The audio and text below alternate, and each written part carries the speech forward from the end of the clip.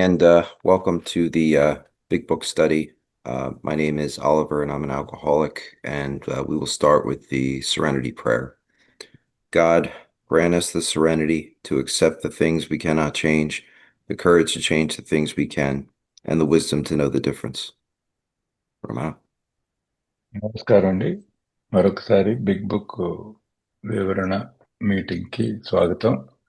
నా పేరు రమణ అండి. నేను తాగుబోతుని. మొట్టమొదట ప్రశాంతి ప్రార్థనతో మొదలు పెడదాం. దేవా, నేను మార్చలేని విషయాలను అంగీకరించుటకు నాకు ప్రశాంతత నిమ్ము. మార్చగలిగిన విషయములను మార్చుకుంటకు ధైర్యం నిమ్ము. మరియు పైరింటికి గల తేడాను తెలుసుకుని వివేకము నిమ్ము. Oliver. Thank you. So we are in the forward to the second edition. We are going through these pages because the forwards are very important. The forward to the first edition, which was issued in 1939, lays out the traditions, and the other forewords talk about the growth of our fellowship and how technology changes it, especially as it goes through other countries. And this forward in particular goes through the history of early AA. So there's tremendous value in reading these. మనం ముందు మాటలు చదువుకుంటున్నాం అండి. మొదటి ముందు మాట కిందసారి చదవడం మాట్లాడుకోవడం జరిగింది. ఇప్పుడు ప్రస్తుతం మనం రెండో ముందు మాట మధ్యలో ఉన్నాము. ఇవి ఎందుకు చదువుకుంటాం అంటే ఇది కూడా ముఖ్యమైన అంశం అండి మన బిగ్ బుక్ లో. ఎందుకంటే మొదటి ముందు మాటలో మనం చూస్తే 15 ఏళ్ల తర్వాత రాబోయే సాంప్రదాయాల ఛాయలు మనకి మొదటి ముందు మాటలోనే కనిపించాయి. ఇప్పుడు రెండో ముందు మాటలో మీరు చూస్తే మన మొట్టమొదటి కాలంలో మన ప్రగతి, ఎదుగుదల ఈ మిత్రమండలిది చెప్పబడుతుంది. తర్వాత చూసుకుంటే మూడో దానికి వచ్చేప్పటికి మనకి ఆ సాంకేతికంగా మార్పులు జరుగుతుంటే, దశకాలు మారుతుంటే మన మిత్రమండలి పరిపరి విధాల ఎలా పరిణామం చెందిందో తెలియజేస్తుంది. సో ఇవన్నీ కూడా ఒకసారి ముందు పుస్తకంలోకి వెళ్లే ముందు చదువుకోవడంలో కూడా ఒకసారి మనకి మన మిత్రమండలి, మన చరిత్ర, మనం ఎక్కడి నుంచి వచ్చాము, ఎక్కడున్నాము అన్న అవగాహన కలగడానికి ఇవి పనికొస్తాయని నా అభిప్రాయం. Yes, all. Thank you. We are on, in my edition, Roman numeral page 16 in the forward to the second edition, the paragraph beginning prior to his journey. మన తెలుగు పుస్తకంలో చూసుకుంటే XII అంటే రోమన్ అంకెల్లో 12వ పేజీలో 2వ పేరాలో ఉన్నామండి మనం. Thank you. Prior to his journey to Akron, the broker had worked hard with many alcoholics on the theory that only an alcoholic could help an alcoholic, but he had succeeded only in keeping himself sober. The broker had gone to Akron on a business venture which had collapsed, leaving him greatly in fear that he might start drinking again. He suddenly realized that in order to save himself, he must carry his message to another alcoholic. That alcoholic turned out to be the Akron physician. So the broker is the founder of AA, Bill Wilson, and he had gotten sober in December of 1934. This trip was in May of 1935, and he had worked with alcoholics because he had been in Oxford group meetings and he had seen that non-alcoholics had a lot of difficulty helping alcoholics, even though they were in a religious program together. But the men he was helping didn't stay sober, and they cover this more in later chapters in Bill's story and so forth. But he was trying to take these men through the Oxford group, the 5 C's, and none of them were getting it. But then he went to Akron on this business venture that failed. Akron, Ohio, is basically a suburb of Cleveland, Ohio. It's about an hour's drive south of Cleveland. It's pretty far from New York, but not insurmountable distances or anything, but far enough that it's not an easy drive. But he got there, and the deal fell apart, and he realized that in order to save himself, he had to help somebody else. And so there's a scene they talk about in A Vision for You where he was pacing the hotel lobby and almost went to get a drink, but instead he started calling members of the Oxford group to see if they had any drunks he could help. And ultimately he found Dr. Bob. Sorry. ఇప్పుడు అతను ఆక్రన్ ప్రయాణమే వెళ్ళడానికి ముందు ఒక తాగుబోతుకు సహాయపడగలిగేది మరొక త్రాగుబోతు మాత్రమే అన్న సూత్రంపై ఆధారపడి ఎంతో మంది తాగుబోతులతో కలిసి పనిచేశాడు. ఎవరు అతనంటే స్టాక్ బ్రోకర్. కానీ తనను తాను సోబరుగా ఉంచుకోవడం విషయంలో మాత్రమే అతను విజయాన్ని సాధించగలిగాడు. అతను ఒక వ్యాపార వ్యవహారం మీద యాక్రన్ వెళ్లి విఫలమై తీవ్రమైన కష్టానికి గురయ్యాడు. మళ్ళీ తిరిగి తాగుడు ప్రారంభిస్తానేమోనన్న భయం అతనిలో చోటు చేసుకుంది. తనను తాను కాపాడుకోవడానికి తన సందేశాన్ని మరో త్రాగుబోతుకు అందించవలసి ఉంటుందని అతనికి అకస్మాత్తుగా అవగాహన అయింది. ఆ మరొక త్రాగుబోతు ఎవరో కాదు, ఆ యాక్రన్ వైద్యుడే.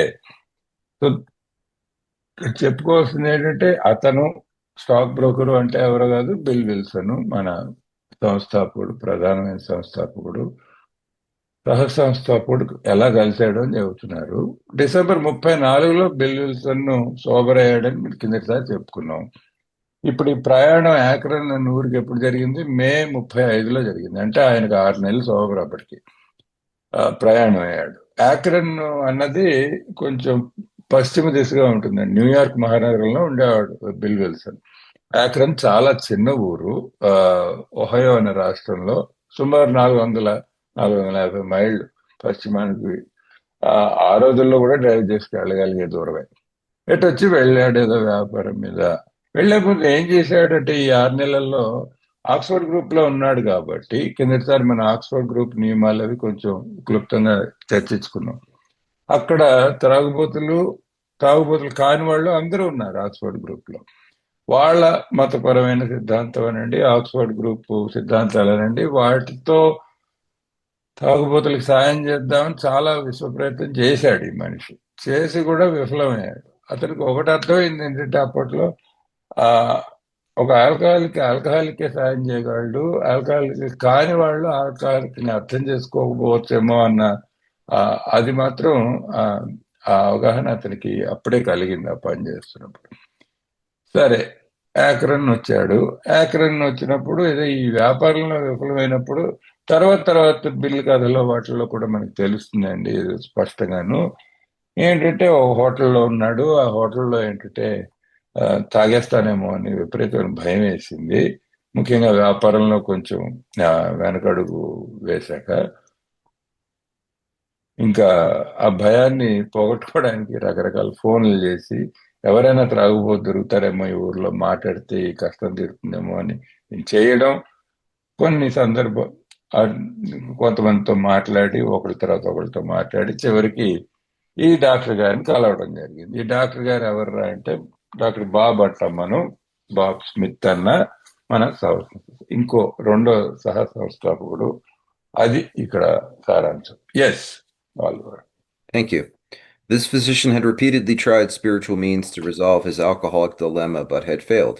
But when the broker gave him Dr. Silkworth's description of alcoholism and its hopelessness, the physician began to pursue the spiritual remedy for his malady with a willingness he had never before been able to muster. He sobered, never to drink again up to the moment of his death in 1950. This seemed to prove that one alcoholic could affect another as no non-alcoholic could. It also indicated that strenuous work, one alcoholic with another, was vital to permanent recovery. One thing about this is that Bill Wilson was talking about the Oxford Group and spirituality to the men he was trying to help, and it didn't work out. And then he went to Dr. Silkworth, and Dr. Silkworth said to him, "Don't talk God to a drunk, talk drunk to a drunk." And Bill Wilson did that with Dr. Bob. He didn't approach him with a bunch of God talk. He approached him by talking about drinking, and that was found to be much more effective. It'd be like if I came on this meeting and said to you that you need to be Christians like me to recover. Some of you are Muslim, some of you are Hindu. All of you would be offended by that. It's not true, and it's useless, and it's divisive. But if we talk about alcoholism, that's something that all of us can relate to. All of us can relate to the phenomenon of craving, drinking, and being unable to stop. And so that was more effective with Dr. Bob, and he pursued the spiritual remedy because he understood where Bill Wilson was coming from. And this proved that we could reach one another on a level that no one else can, and also the importance of working with others. Thanks. Yeah. So ఈ వైద్యుడు ఆధ్యాత్మిక సూత్రాలను ఆచరించి తన తాగుబోతు ఊగిసలాటను పరిష్కరించుకోవాలని పదే పదే ప్రయత్నించి విఫలం చెందాడు. కానీ ఆ స్టాక్ బ్రోకరు అతనికి డాక్టర్ సిల్క్వర్త్ తాగుబోతుతనం గురించి చెప్పిన వర్ణనను, దాని నిరాశమయ స్థితిని తెలియజేసినప్పుడు ఇంతకు మునుపు ఎప్పుడూ కూడగట్టుకోలేని ఒప్పుదలతో తన రోగానికి ఆధ్యాత్మిక పరిష్కారం కనుగొనడం ప్రారంభించాడు. 1950లో అతను చనిపోయే వరకు తిరిగి ఎప్పటికీ ఆల్కహాల్ జోలికి పోకుండా అతను సోబరయ్యాడు. ఒక తాగుబోతును ప్రభావితం చేయడం మామూలు వ్యక్తుల కన్నా మరొక త్రాగుబోతుకు మాత్రమే సాధ్యం అవుతుందని ఈ సంఘటన నిరూపించింది. శాశ్వతంగా ఈ సమస్య నుండి పరిష్కారం లభించాలంటే త్రాగుబోతుల మధ్య పరస్పరం పూర్తి ప్రయత్నపూర్వక కృషి అవసరం అనేది కూడా స్పష్టమైంది. ఇక్కడ గమనించాల్సిన విషయం ఏంటంటే, ఇంతకుముందు న్యూయార్క్ లో చాలా ప్రయత్నం చేశాడు, కానీ విఫలమయ్యాడు. చాలా మంది బాగు చేద్దాం అంటే ఎవరు బాగుపడలేదు, తాగుడు మానలేదు అని ఇన్నాళ్ళు అనుకున్నాం. ఎటొచ్చి బిల్ విల్సన్ మొదట 6 నెలల్లో న్యూయార్క్ లో చేసిన ప్రయత్నంలో ఏంటంటేనండి, తాగుబోతులను పట్టుకున్నాడు, ఆక్స్ఫర్డ్ గ్రూప్ లో కలిశాడు. ఎటొచ్చి వాళ్ళకి ఆధ్యాత్మికత, దేవుడు ఈ పాఠాలు చెప్పడం మొదలుపెట్టాడు. దేవుడిని ఆశ్రయిస్తే మీ సమస్య తీరుతుంది, నాకు జరిగినట్టే మీకు ఆధ్యాత్మిక అనుభవం జరుగుతుంది. ఇది ఆయన చెప్పిన పాఠం. ఈ ఎవ్వరు కూడా దీనికి స్పందించలేదు, తాగడు అసలు మానలేదు. సో కొంచెం నిరాశతో వెళ్ళి డాక్టర్ గారి దగ్గరికి వెళ్ళి అడిగాడు, ఏమంటే నేను విశ్వప్రయత్నం చేస్తున్నాను, వీళ్ళు అసలు ఎవరు కూడా అసలు స్పందించటం లేదు, ఎవరు నా మాట వింటలేదు. ఓరు పిచ్చివాడా, నువ్వు తాగుబోతు దగ్గరికి వెళ్ళి దేవుడి గురించి మాట్లాడితే వాడికి ఏమర్థం అవుతుంది, వాడు ఎందుకు వస్తాడు నీ చుట్టుపక్కకి? తాగుబోతుకి దేవుడి గురించి కాదు చెప్పాల్సింది, తాగుబోతుతనం గురించి చెప్పు, ఉన్న మాట స్పష్టంగా చెప్పు, ఈ జబ్బు గురించి చెప్పు పూర్తిగా, అప్పుడు ఏమైనా అవుతుందేమో అని ఆయన సలహా ఇచ్చాడు డాక్టర్ గారు. ఈ తాగుబోతుకి దేవుడి గురించి మాట్లాడద్దు మొట్టమొదట అన్నది ముఖ్యమైన సందేశం ఆయనకు అందిందండి. ఇప్పుడు ఎలా ఉందంటే, ఇప్పుడు మీరందరూ తాగుబోతులు అని చెప్పి మీటింగ్ వచ్చారు, నేను వచ్చాను ఏదో, నేను క్రైస్తవ మతంలో ఉన్నాను, ఇది ఆలివర్ చెప్తున్నారు, నేను క్రైస్తవ మతంకి చెందినవాడిని, నేను క్రైస్తవుడిని, మీరు కూడా క్రైస్తవులతో మీరు బాగుపడతారని చెప్పినట్టే ఉంది. చెప్తే మీలో మొట్టమొదటి విషయం అసలు పనికిరాని విషయం అది. ఎందుకంటే నా మతానికి నేను ఇప్పుడు మన ప్రోగ్రామ్కి సంబంధమే లేదు.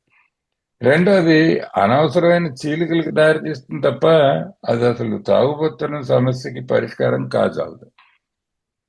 ఈ విషయం తెలుసుకున్న బిల్ చివరికి యాక్రన్ చేరినప్పుడు మొట్టమొదటిసారిగా ఏం చేశాడంటే, డాక్టర్ గారితో తాగుబోతు కదా అని తాగుబోతును మొదలు పెట్టాడు. అప్పటికే డాక్టర్ గారు ఆధ్యాత్మిక ప్రయత్నం చాలా చేస్తున్నారు, అది పనికి రాలేదని కూడా రాసింది. దీనివల్ల మనకి, ముఖ్యంగా మన మిత్రమండలికి, మనకి బాగా స్పష్టంగా అనుభవంలోకి వచ్చిన విషయం ఏంటంటే, ఒక్కసారి కానీ తెలిసింది ఏంటంటే, అందరికీ బాగా మనం ఎరిగిన విషయం ఏంటంటే తాగుబోతున్నాం. అందుకే ఒకళ్ళతో ఒకళ్ళు మనం తాగుబోతున్న గురించి మాట్లాడుకోవడంతోనే మన సమస్యకి పరిష్కారం మొదలవుతుంది. Yes, Oliver. Thank you. Hence, the two men set to work almost frantically upon alcoholics arriving in the ward of the Akron City Hospital. Their very first case, a desperate one, recovered immediately and became AA number 3. He never had another drink. This work at Akron continued through the summer of 1935. There were many failures, but there was an occasional heartening success. When the broker returned to New York in the fall of 1935, the first AA group had actually been formed, although no one realized it at the time.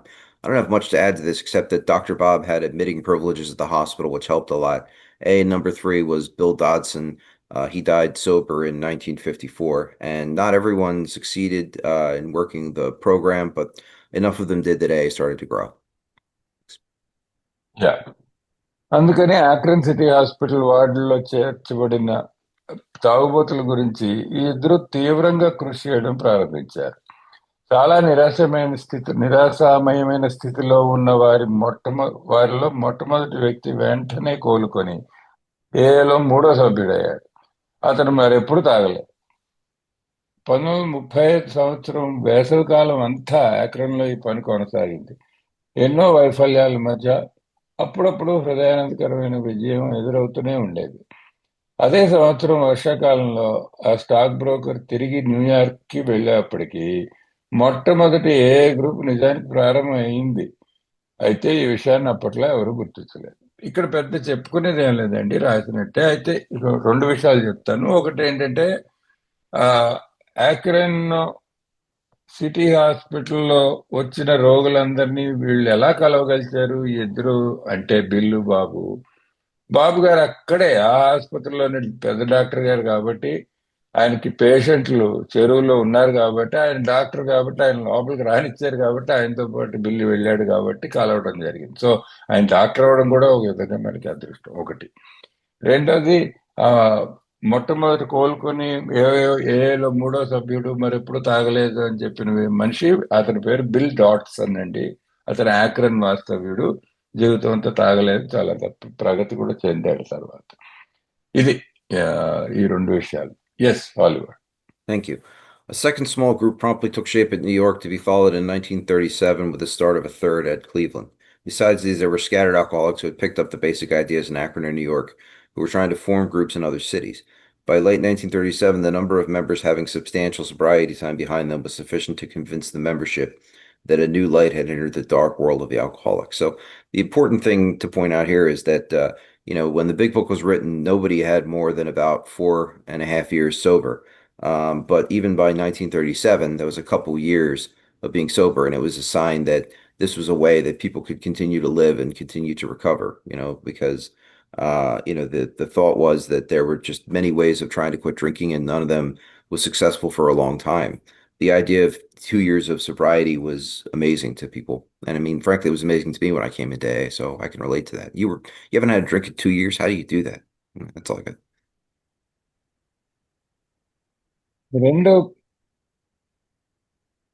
రెండో group చిన్నది, ఒకటి New York లో ఆ సమయంలోనే ప్రారంభమైంది. 30 ఏళ్ళలో Cleveland లో మూడో గ్రూప్ ప్రారంభమైంది. ఇవి కాకుండా అక్కడక్కడ నివసించే మరి కొంతమంది త్రాగుబోతులు యాక్రన్ మరియు న్యూయార్క్ సంస్థల ప్రాథమిక ఆలోచనల ఆధారంగా చేసుకొని మిగిలిన నగరాల్లో గ్రూపులను ఏర్పాటు చేయడానికి ప్రయత్నిస్తూ ఉన్నారు. 37 సంవత్సరపు చివరి రోజులకి ఎక్కువ కాలం సొబరైటీ కలిగిన వారి సంఖ్యను గమనించినట్లయితే, త్రాగుబోతు యొక్క చీకటి ప్రపంచంలోకి కొత్త వెలుగు ఒకటి ప్రవేశించిందని నిర్ధారణ అవుతుంది. సరే, ఈయన న్యూయార్క్ వెళ్ళిపోయాడు వెనక్కి. అక్కడ ఆయన గ్రూప్ ఒకటి మొదలు పెట్టాడు. అది ఏల గ్రూప్ అని చెప్పచ్చు, ఇంకా అప్పటికి మన పేరు ఏమీ లేదు.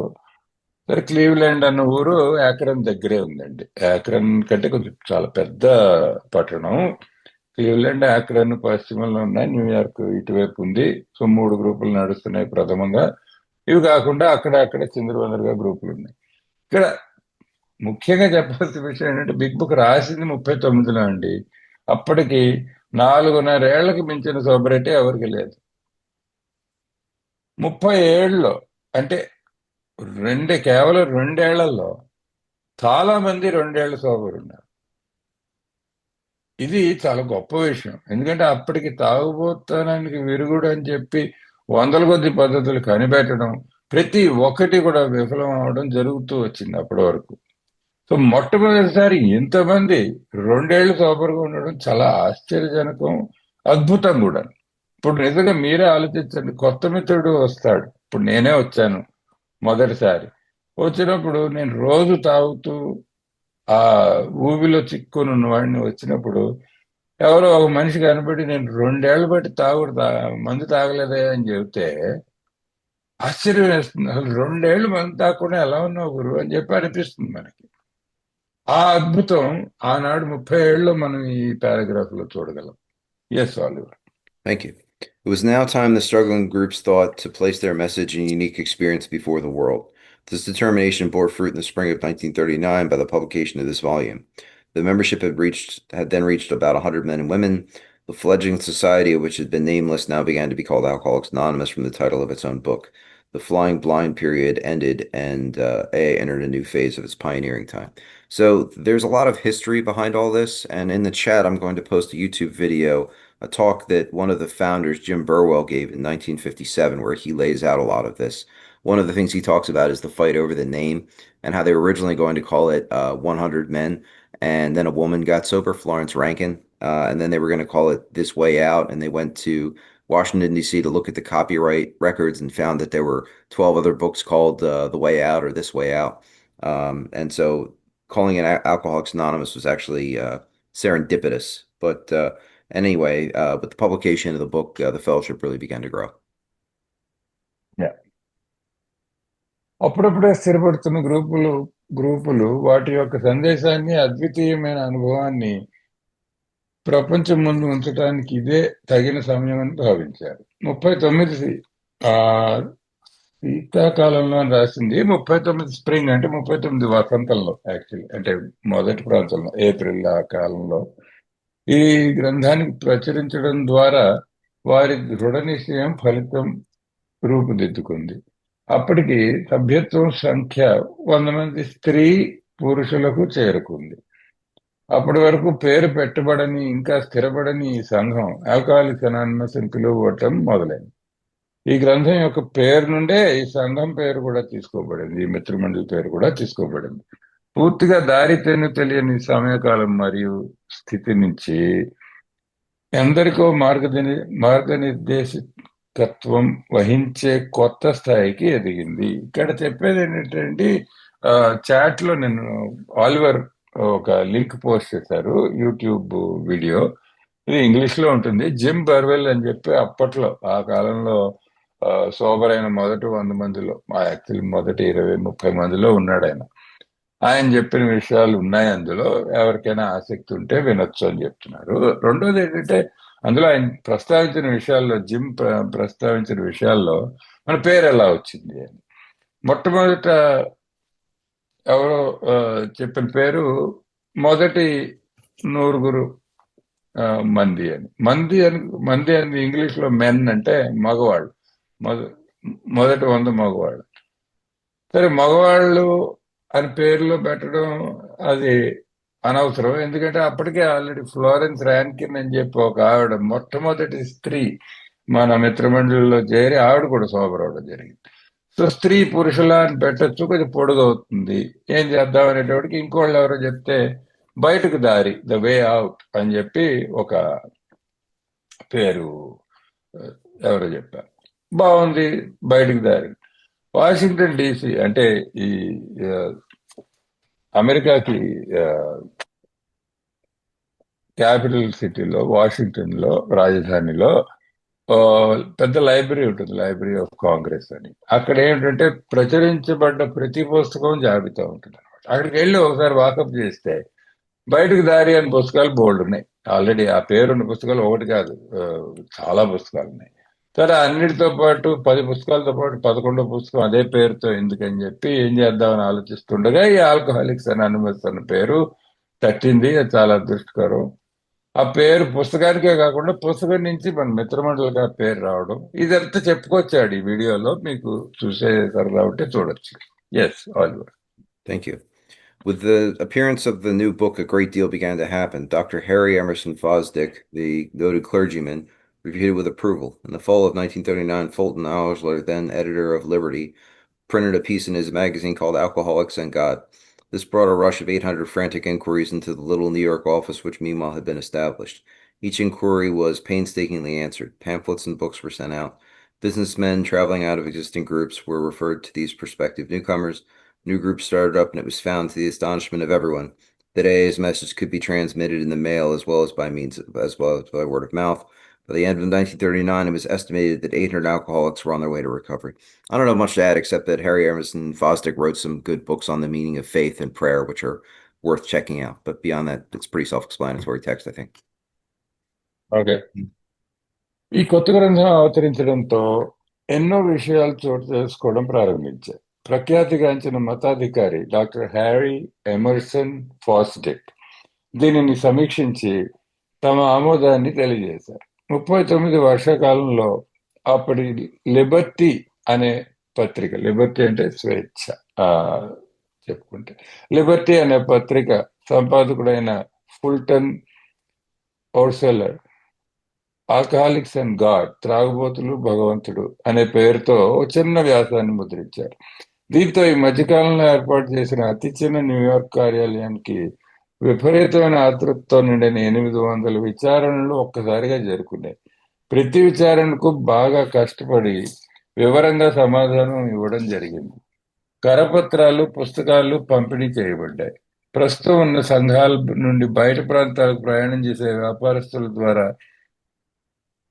కొత్తగా సభ్యులు అవబోయే వారిని కలిసి, అంటే కొత్త మిత్రులను కలిసి వారితో మాట్లాడేలా చేయడం జరిగింది. కొత్త గ్రూపులు ప్రారంభించబడ్డాయి. ప్రతి ఒక్కరికి ఆశ్చర్యం కలిగించే విధంగా ఏ యొక్క సందేశాన్ని మనుషుల మాటల ద్వారానే కాకుండా ఉత్తరాల ద్వారా కూడా అందించవచ్చునని గమనించడం జరిగింది.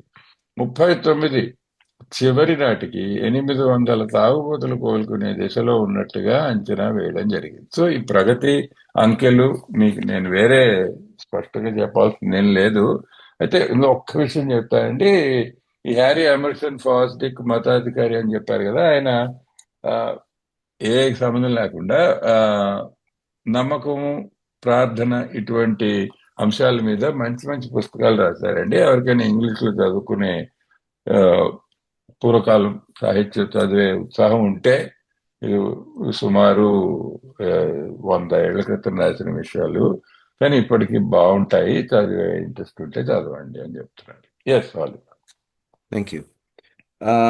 In the spring of 1940, John D. Rockefeller gave a dinner for many of his friends, to which he invited AA members to tell their stories. News of this got on the world wires, inquiries poured in again, and many people went to the bookstores to get the book Alcoholics Anonymous.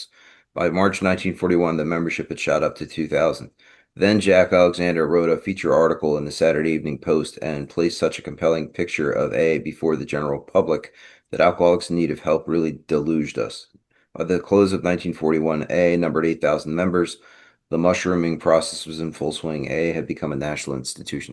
They were really hoping that John D. Rockefeller was going to give them money, and he didn't give them very much money at all, but because he was basically the wealthiest man in the world at that time. But what he gave them was more valuable, and that was positive press and discussion. And I'm going to post a link to the Jack Alexander article. It's worth reading. That really helped. So at that point, Alcoholics Anonymous got a lot of positive attention that caused it to grow very, very rapidly. And yeah, that's all. Right. 1940 వసంతకాలంలో John D Rockefeller junior అనే ఆయన తన స్నేహితులు చాలా మందికి విందు ఏర్పాటు చేశాడు. ఆ విందుకి ఏ సభ్యులను కూడా వాళ్ళ కథలను వివరించడానికి ఆహ్వానించాడు. ఈ వార్త ప్రపంచం నలుమూలలో వ్యాపించింది. మళ్ళీ విచారణలు ప్రారంభమయ్యాయి. చాలా మంది పుస్తకాల స్టోర్స్ కు వెళ్లి, కోట్లకు వెళ్లి ఆల్కహాలిక్స్ అనానిమస్ గ్రంథాన్ని తెచ్చుకున్నారు. 41 మార్చి నాటికి సభ్యత్వం సంఖ్య 2000కు చేరుకుంది. ఆ తర్వాత సాటర్డే ఈవినింగ్ పోస్ట్ అనే పత్రికలో జాక్ అలెగ్జాండర్ ఒక వ్యాసాన్ని రాశాడు. ఏ గురించి ఆయన ఎంత గొప్పగా రాశారంటే, సహాయం అవసరం భావించిన ఎంతో మంది తాగుబోతులు ఒక ప్రవాహంలా వచ్చి పడ్డారు. 41 చివరి నాటికి సభ్యుల సంఖ్య 8,000కు పెరిగింది. ఈ రకంగా సంఘాలు వృద్ధి చెందడం ఎంతో వేగంగా సాగింది. ఒక జాతీయ స్థాయి సంస్థ అయింది. ఇక్కడ 2 విషయాలండి. ఒకటి, ఇక్కడ ప్రస్తావించబడ్డ వ్యక్తులు, ఒకటి John D Rockefeller junior. John D Rockefeller senior వాళ్ళ నాన్నగారు ప్రపంచంలోనే అతి ధనవంతుడు. ప్రపంచ చరిత్రలోనే అప్పటికి అంతకంటే ధనవంతుడు లేడు. ఆయన చమురు వ్యాపారంలో బాగా డబ్బు సంపాదించాడు. ఎంత డబ్బు అంటే అంత డబ్బు సంపాదించాడు. ఆయన కొడుకు జూనియర్, ఈయన కూడా పెంపొందించాడు వ్యాపారం. ప్రపంచానికే అతి ధనవంతుడు. అతని దగ్గరికి మనం బిల్ విల్సన్ బ్యాచ్ అంతా వెళ్ళారు. వెళ్ళి ఆశ ఏంటంటే నిజానికి కొంచెం డబ్బులు ఇస్తాడేమో అని చెప్పి. మనం అప్పటికే కొట్టుబిట్టాడుతున్నాం. ముఖ్యంగా మనకి ఆర్థిక భద్రత లేదు. ఏమైనా డబ్బులు ఇస్తాడేనో 10,000 20,000 ఇస్తాడు. ఆయనకి పెద్ద పని కాదు, జేబులో తీసి ఇచ్చేయగలడు అని అనుకున్నాం మన వాళ్ళు. ఆయన పైసా ఇవ్వలేదు. ఆయన పైసా ఇవ్వకపోవడమే మన 7వ సంప్రదాయానికి కారణమైంది. అది పక్కన తర్వాత వస్తుంది. అయితే అతను అంతకంటే చాలా ముఖ్యమైనది ఇచ్చాడు మనకి. ఏంటి ఇచ్చాడంటే బోల్డ్ పబ్లిసిటీ. ఆయన దగ్గర మనం విందులో కూర్చొని ఉన్నాము అన్న విషయం పలు చోట్ల వ్యాపించి ఆ మాట మనకి బోల్డ్ మందికి తెలిసింది, మన ఉనికి తెలిసింది. ఇది చాలా గొప్ప విషయం. ఆయన వల్ల మనకి జరిగిన మేలు. రెండో విషయం, జాక్ అలెగ్జాండర్ అనే వ్యక్తి, ఈయన ఒక జర్నలిస్ట్ అండి. అతను అసలు ఇదంతా ఉట్టి బూటకం, వీళ్ళేదో అబద్ధాలు చెప్తున్నారు, తాగుడికి విరుగుడు ఏమిటి వీళ్ళ మొహం అని చెప్పి చేరి మనలో సభ్యుడిగా చేరాడు. గుప్తంగా చేరి బయట పెడతాను వీళ్ళ గుట్టు రట్టు చేస్తాను, దీని మీద ఒక పెద్ద ఆర్టికల్ రాస్తాను అనుకొని బయలుదేరి వచ్చాడు. వచ్చి చూస్తే నిజంగానే బాగుతున్నారు మనుషులు, నిజంగానే ప్రోగ్రాం పనిచేస్తుంది అని గమనించాడు. మారింది ఆయన అభిప్రాయం. అయ్యో నేను ఏ, ఏదో రాద్దామని వస్తే వీళ్ళలో మంచిని చూస్తున్నాను, ఇక్కడ జరుగుతున్న ఆ, ఆ, మార్పులు నాకు కనబడుతున్నాయి మనుషుల్లో అని అద్భుతమైన ఆర్టికల్ రాశాడు. ఆ ఆర్టికల్ కూడా ఇప్పుడు చాట్లో పెడుతున్నారు ఆలివరు. మళ్ళీ ఇంగ్లీష్లో చదువుకునే ఉద్దేశం ఉంటే, ఆసక్తి ఉంటే చదవండి. Yes Oliver, sorry I went on with little bit more. No, that's fine. Thank you. Our society then entered a fearsome and exciting adolescent period. The test that it faced was this: could these large numbers of erstwhile alcoholics successfully meet and work together? Would there be quarrels over membership, leadership, and money? Would there be strivings for power and prestige? Would there be schisms which would split AA apart? Soon AA was beset by these very problems on every side and in every group. But out of this frightening and at first disrupting experience, the conviction grew that AAs had to hang together or die separately. We had to unify our fellowship or pass off the scene. And this is the beginning of discussion about the traditions, and those are vitally important. That's what makes it possible for me to travel around my country and find A wherever I go. It's what makes it possible for you in India and me in America to talk and be a part of the same fellowship with the same life-giving program. Are there schisms? Are there violations of those things? Are there people fighting over money and power and prestige in an anonymous program? Yes, there absolutely are. We're in a triage ward, and there's going to be every form of human sickness imaginable. But the traditions see us through whatever happens to the individual. We hang together, even if some of us fall off and die separately. And there's one other thing I wanted to say. I have the link to Alcoholics and God that I'm posting in the chat. I neglected to do that earlier. My apologies. Thanks.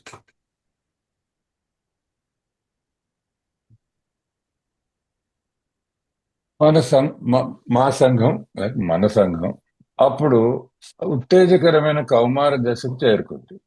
ఈ సమయంలో అది ఎదుర్కొన్న పరీక్షా వివరాలు ఇలా ఉన్నాయి. ఇంత పెద్ద సంఖ్యలో ఉన్న ఒకప్పుడు సరిగ్గా పనిచేయలేని తాగుబోతులందరూ కలిసి విజయవంతంగా పనిచేయగలరా? సభ్యత్వం విషయంలో కానీ, నాయకత్వం విషయంలో కానీ, డబ్బు విషయంలో కానీ ఏమైనా తగాదాలు చోటు చేసుకుంటాయా? అధికారం కోసం ప్రాకులాట్లు, గొప్పల కోసం పరుగులు ఉంటాయా? ముఠాలు ఏమైనా ఏర్పడి ముక్కలు చేస్తాయా? త్వరలోనే అన్ని వైపుల నుండి, అన్ని గ్రూపుల నుండి ఈ సమస్యలు ఎదురయ్యాయి. కానీ ఈ భయాల నుండి, విచ్ఛిన్నకర అనుభవాల నుండి పెరిగిన నిశ్చయం ఒకటే: సభ్యులంతా ఐకమత్యంగా కలిసి ఉండటమా, లేక ఒంటరిగా చనిపోవటమా? మా మిత్రమండలిని మేము ఐక్యపరచగలగాలి, లేదా రంగం నుండి నిష్క్రమించాలి.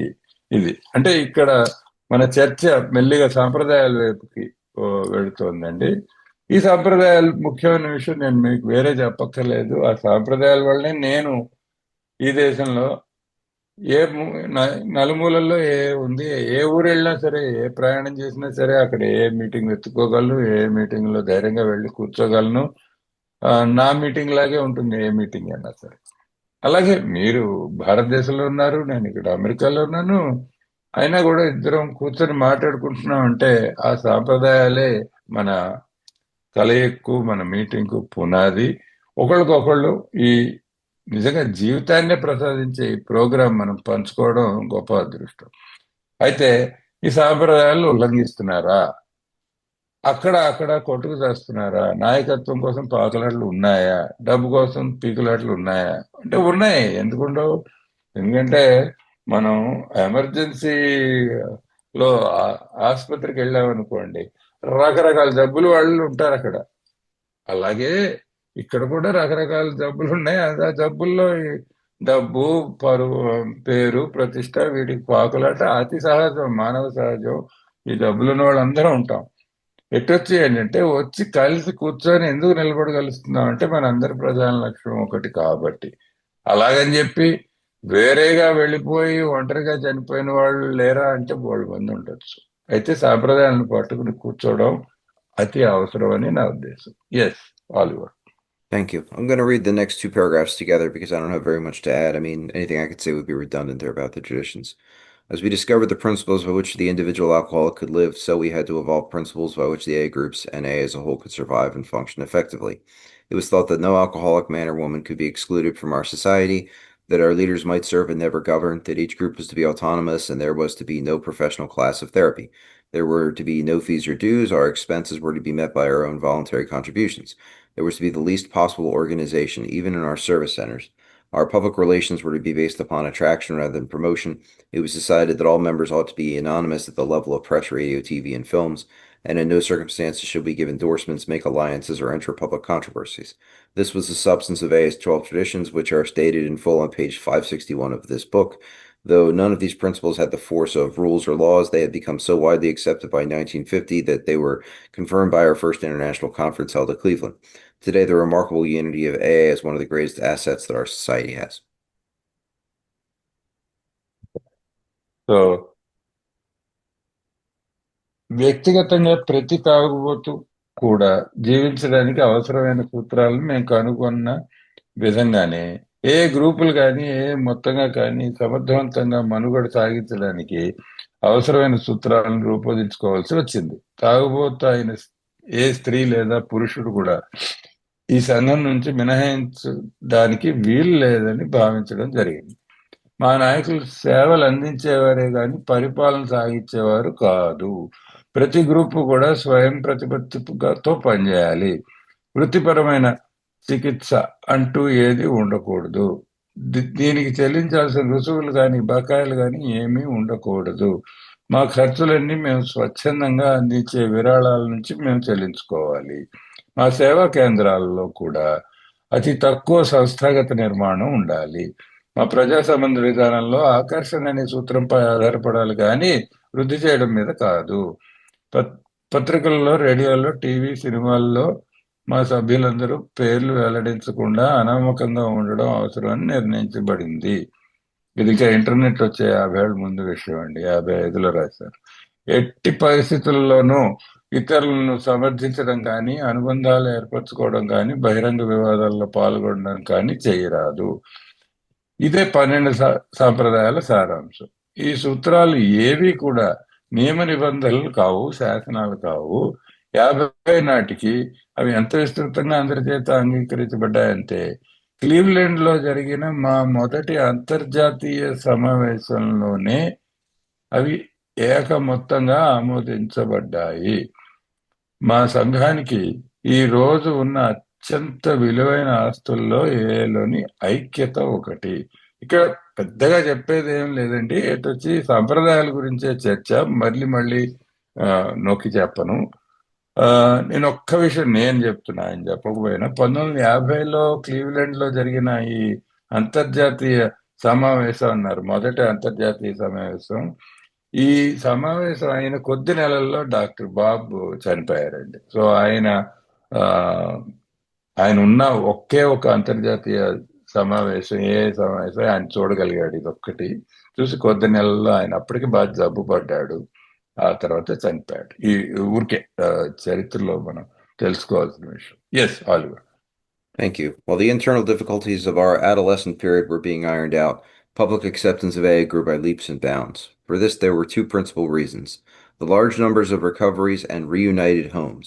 These made their impressions everywhere. Of alcoholics who came to AA and really tried, 50% got sober at once and remained that way, 25% sobered up after some relapses, and among the remainder, those who stayed on with AA showed improvement. Other thousands came to a few AA meetings and at first decided they didn't want the program. The great numbers of these, about 2 out of 3, began to return as time passed. The reason they knew that in those days is they took attendance. They had beginners meetings where you were taken through the steps in a month. You had maybe 50 people in a room. Everybody was being assigned sponsors and being assigned sponsees. And it was a time of rapid growth and rapid success. But because they took attendance, they were able to figure out who recovered and who came to all the meetings and who didn't.